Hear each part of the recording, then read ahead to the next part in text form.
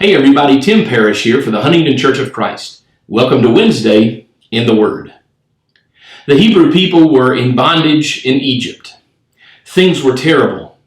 They cried out to God for deliverance, and God brings the deliverer Moses back to Egypt.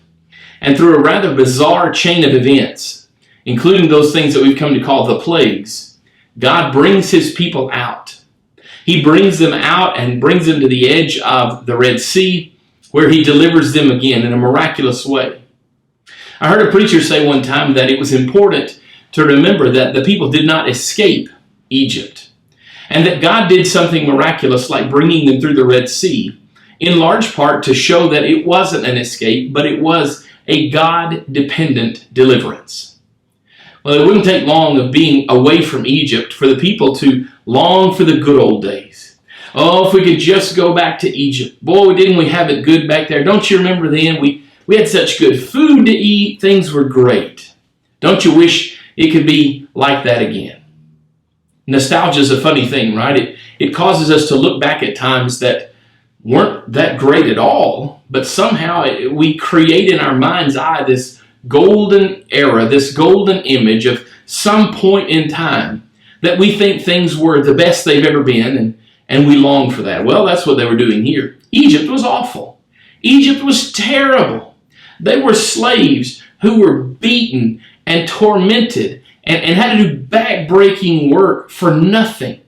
They didn't have much to eat as far as we know, and things were not good for them at all. But if we could just go back to Egypt, wouldn't it be great? No, it wouldn't be great. And we've got to be cautious as we live our lives as well, that we keep looking forward, not trying to recreate some golden moment of our past, but as we move forward, seeing where God is going to take us next. As they moved into the area just outside what we know as the Promised Land, one of the things that happened is that there were 12 men who were selected, a representative from each of the 12 tribes, and those 12 men were given a job. Go check out the Promised Land. Come back and tell the rest of us what it's going to be like. In the book of Numbers, chapter 13, we read of the assignment as Moses gave it to them. He said, go up there into the Negev, then go into the hill country. See what the land is like, and whether the people who live in it are strong or weak, whether they are few or many. How is the land in which they live? Is it good or bad? And how are the cities in which they live? Are they like open camps or fortified? How is the land itself? Is it fat or lean? Are there trees in it or not? Make an effort to get some of the fruit of the land. Now, the time was the time of the first ripe grapes. And so they went. And they saw. They looked around. They took notes. They picked a little fruit, and they came back. And when they came back at the end of just in excess of a month, 40 days to be specific, the report, well, I won't say the report was bad. The report was actually good, but it didn't sound very good. And most of the men who went and looked at this new place, this new home, didn't much act like they wanted to go live there. Now remember, already we're dealing with people whose minds are clouded with nostalgia, with a longing for something that in reality didn't even exist. So they go and they check out this land, and really all we know about what they saw up to this point is that they brought back a cluster of grapes, and that cluster was so big and full that it had to be carried between the shoulders of two men on a pole. Now, I think of grapes in my grandmother's garden when I was a kid. She had this wonderful grapevine that I guess my grandfather had planted there. It was so full of grapes every year, just big clusters of purple grapes. And I remember standing there and just almost making myself sick, eating so many wonderful ripe grapes. But even in my mind's eye of nostalgia, I can't conceive of a cluster of grapes so big that me and one of my cousins would have had to put it on a pole to carry it. But that's the grapes they brought back. Now you would think that's a great thing. But as they begin to talk about it, they said, we did go there. And it's a wonderful land. And to use a biblical expression, it's flowing with milk and honey. These two things to indicate richness and sweetness and the hand of God doing things. You know, people can't make milk. The milk is from a process of what God has done. People can't make honey. God has set that in motion. And so the land is full of the richness and sweetness of God. But the cities are fortified. They're not just living in tents. And the people, man, the people were big. They were scary. And as much as it looks awesome to have these big grapes, as good as it sounds to go into a place flowing with milk and honey, we think we ought to come up with a plan B. And the people heard it and began to be so upset in hearing it. And immediately that nostalgia machine is working again. You're going to see it. But there's one guy who speaks up. He cuts through the noise of the crowd. And he says something different. Then Caleb quieted the people before Moses. And he said, we should by all means go up and take possession of it. For we shall surely overcome it. But no one else who had gone up with him would say the same thing. They're too strong for us. We can't do it. So they gave the sons of Israel a bad report of the land which they had spied out, saying, the land through which we have gone and spying it out is a land that devours its inhabitants. The people that we saw are great in size, the Nephilim, and we became like grasshoppers in our own sight, and so we were in their sight. And the congregation, everybody of the Hebrew people, lifted up their voices and wept and cried all night long. And then they said that dumb stuff again. Oh, if we could have just stayed in Egypt. Why did we have to leave Egypt? If we could just have stayed there and died there, we'd have died happy. Or if God would just kill us here. Instead, God has brought us out of the wonderful place we were, and He's sending us into the wacky desert.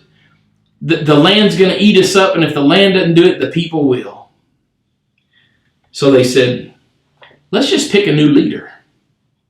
One that will take us back to Egypt. We're tired of Moses. We don't want Moses anymore. We want Egypt. And we know it's going to take a new leader. Let's get rid of Moses and let's go back to Egypt. And Moses and Aaron fell on their faces. And they again tried to say what Caleb had said. This is a land flowing with milk and honey. Why would you trade the richness and the sweetness of God that is yet in store for something that was horrible back there? Please understand, God wouldn't have pointed us in this direction if God wasn't going to give us the land. Caleb said it. Let's take it. We will overcome it. But all the congregation started picking up rocks to stone them to death with stones. Now at this point, God shows up. His glory shows up. And while the people didn't see the face of God, when God's glory was present with the smoke and the ground shaking and all these, they knew what was going on. God was here. And instead of Moses saying, these ridiculous people, God, I can't believe them, just go on and take them out, okay? They don't even want to go with a promise. They want to go back to Egypt. Instead, he pleaded for the people. He begged God not to destroy them, but to let them move forward. He said, for your own reputation, lead us on. So he did. And the people began to move forward despite what they had heard. And things did not go well. Not right off the bat, they didn't. But if we go forward a little ways in our Bibles into the book of Joshua, out of the book of Numbers, we know that by the time we get there, the people have begun their conquest of Canaan, the promised land, the Negev. They're there. They're eating the grapes themselves. They're seeing the people in the fortified cities themselves, like Jericho, for instance. But God is one by one, piece by piece, delivering the land into their hands. He's giving them what He promised to give them. So much better than they'd ever had before. Well, if you go all the way to chapter 14, we meet Caleb again. Now, we haven't known much about him before. He was the one spy, the one soldier who said, yeah, we should go. What you said is true, that the people are bidding the cities are fortified, but we ought to go. God is giving us the best we could ever imagine. Caleb, a descendant, a representative of the tribe of Judah, shows up again. We really haven't seen a lot of him since the incident in Numbers with the spies. But in chapter 14, we're in the section of the book of Joshua where the conquest is almost complete and the land is being divided. The people have conquered it, and each land is being given their designated territory where their descendants will continue to live. And that's where we meet Caleb. And I want to begin in Joshua 14, verse number 6. And the sons of Judah drew near to Joshua in Gilgal, and Caleb, the son of Jephunneh the Kenizzite, said to him, You know the word which the Lord spoke to Moses, the man of God, concerning you and me in Kadesh Barnea. I was 40 years old when Moses, the servant of the Lord, sent me to spy out the land, and I brought back word as it was in my heart. Nevertheless, my brethren who went up with me made the heart of the people melt with fear, but I followed the Lord my God fully. So Moses swore on that day, saying, Surely the land on which your foot is trodden will be yours, for you and your children as an inheritance forever, because you have fully followed my God. Now behold, the Lord has let me live, just as He spoke, these 45 years from the time that the Lord spoke this word to Moses, when Israel walked in the wilderness. Now I'm 85 years old today. I am still as strong today as I was in the day Moses sent me. As my strength was then, so my strength is now for war, for going out, for coming in. Now then, give me this hill country, about which the Lord spoke on that day. For you heard that the Anakim were there, with great fortified cities. Perhaps the Lord will be with me, and I'll drive them out, as the Lord has spoken. So Joshua blessed him and gave Hebron to Caleb, the son of Jephunneh, for an inheritance. Therefore Hebron became the inheritance of Caleb, the son of Jephunneh the Kenizzite, until this day, because he followed the Lord God of Israel fully. Now let's pause there for a moment. We're at the end of the chapter. But what have we missed? What happened from the time that Caleb said, we ought to go live there, to now? What took 45 years? Well, you may remember that was the wilderness wandering, as we've come to call it, the desert circle, when the people just wandered through the desert for 40 years until an entire generation of whining, complaining people died off. People who had said, give me Egypt. I want to go back to those good old days, and if it takes getting rid of Moses, give me whatever leader will take me back there.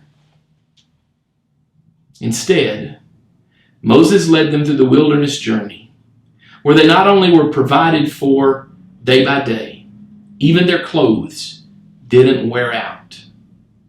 Funeral after funeral, burial after burial in the sand, and it's time. It took 40 years, and now it's taken 5 more for the conquest, moving from city to town and town to hill and mountain to valley, so that this entire new land has been claimed in the name of Yahweh and His people. Caleb says, listen, I'm one of the survivors. I was in Egypt. I lived through the desert, And here I am now. I'm 85. But don't think for a second that I'm old. Don't think for a second that I'm irrelevant. I knew what was going on then, and I know what's going on now. And I've been in this territory before. I know where I am. And I know what's up there in the hill country. And there are giants and strong cities. But I'm not afraid, because the Lord is with me. And Moses promised, God promised a long time ago that this would be mine. Therefore, I know that whatever obstacles and barriers are in front of me, it'll be the best that I've ever known. I'm not afraid. Let me take it. And he did. He took it. He took the giant-occupied, heavily fortified hill country. It became his and his family's inheritance, because he refused to see through the lens of nostalgia. He understood that the future might indeed be scary. It might not even be easy. But moving forward is always a better option than moving backward, because the best is yet to come. And when God makes promises about what he's going to do, you and I can rest assured God will do it. I'm thankful that Caleb reminds me of that. And I'm glad you stopped by.